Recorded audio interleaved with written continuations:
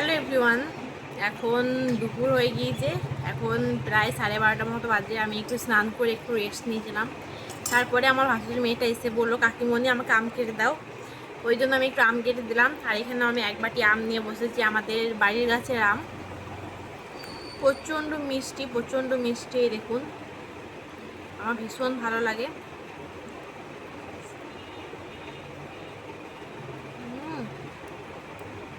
খুব মিষ্টি। আমি যখন বিয়ে হয়ে এসেছি, আমার বিয়ে হয়েছে মার্চ মাসে 9 তারিখে 2026-এ। আমি ভাবতাম যে আমি বাড়িতে যা যা খেতাম, আমি ভাবতাম একটাই কথা, যে আমি কি করে আমার শ্বশুরবাড়িতে আমার যখন খেতে লাগবে আমি কিভাবে বলবো সবাইকে যে আমার খিদে লেগেছে বা এটা আমার খেতে ইচ্ছে করছে। এই কথাটা খুব ভাবতাম আমি, কিন্তু এখানে আসার পর ওইসব মাথা থেকে একদম বেরিয়ে গিয়েছে। আমার যখন ইচ্ছে আমি তখন খাই। আমার ডিম পোচ খুব ফেভারিট। আমি যখন ইচ্ছা আমি তখন ডিম পোচ করে খাই। আমার যা খেতে ইচ্ছা করে আমার বরকে বলি তাই এনে দেয়, আমার শাশুড়িমাকে তাই বলি তাই করে দেয়।